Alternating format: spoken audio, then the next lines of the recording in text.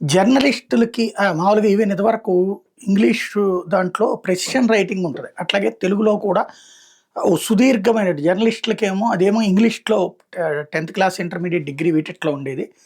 అదే సందర్భంలో ఈ తెలుగుకి సంబంధించినటువంటి జర్నలిజం స్కూల్స్‌లో గాని వీటిట్లలో జర్నలిజం పీజీ డిప్లొమా వీటిట్లో కూడా ఒక సుదీర్ఘమైనటువంటి కథనాన్నిచ్చి దీన్ని షార్ట్ చేయండి న్యూస్‌కి సరిపడా అని ఇస్తారనమాట.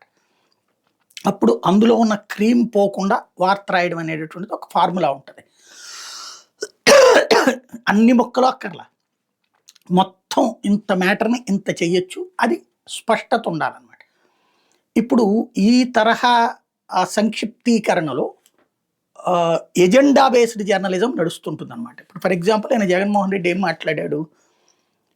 రఫా అదే ఎవరో జర్నలిస్ట్ అడిగాడు. ఇట్లా మీ వాడెవడో ఇట్లా హోర్డింగ్ పెట్టుకున్నాడు. ఫ్లెక్సీ పట్టుకున్నాడు. అట్లాంటి భాష ఎట్లాగా అన్నటువంటిది. ఏంటదన్నా అన్నాడు. ఆ మాటని ఈయన 10 సార్లు మాట్లాడిచ్చి, ఇంతకు అదేంటి అంటే సినిమా డైలాగ్ అని ఆ జర్నలిస్టే చెప్పాడు. దేంట్లోదంటే 'పుష్ప 2'లోదని. మరి నువ్వే చెప్తున్నావు కదా! 'పుష్ప 2'లోదని. సినిమా డైలాగ్ ఫ్లెక్సీగా పట్టుకుంటే కూడా నేనేం చేయాలనా? ఇంకోటి అతను తెలుగుదేశం కార్యకర్త అని మీరే చెప్తున్నారు కదా! మరి తెలుగుదేశం మీద కోపంతో ఇటు వచ్చినాడేమో మనకు తెలవదు. ఇట్లా అంటున్నాడా అన్నటువంటిది. అందులో మనం నిన్నే మాట్లాడుకున్నాం. అట్లాంటప్పుడు సమర్థింపులాగా ఉండకూడదు జాగ్రత్తగా. బట్ ఆ తర్వాతన సినిమా డైలాగ్ గూడా ఉంది.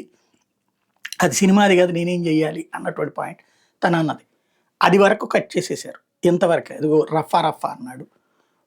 ఒకేసారి పదుల సంఖ్యలో ప్రెస్ మీట్లు రాష్ట్రాన్ని నాశనం చేసేస్తారు. ఇది ఇలా కావలసిన విధంగా జరిగేదాన్ని గూడా కట్ చేసి వార్త, కట్ చేసి వీడియో ఇదే ప్రస్తుతం ఆంధ్రప్రదేశ్‌కి అదృష్టం అన్నమాట.